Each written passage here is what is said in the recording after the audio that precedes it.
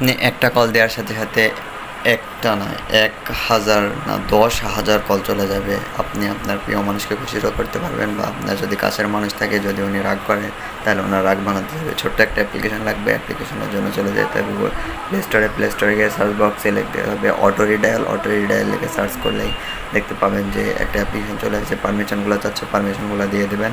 পারমিশনগুলো দিয়ে দেওয়ার পর যা যা বলছে, প্রথমে কন্ট্যাক্ট নাম্বার সিলেক্ট করতে হবে। কন্ট্যাক্ট নাম্বার সিলেক্ট করে দেবেন। তারপরে এখান থেকে সিম 1 থেকে কল দিতে যাচ্ছেন না, সিম 2 থেকে কল দিতে যাচ্ছেন। সিম 2 এ কল দিতে চাইলে সিম 2 এ সেট করবেন।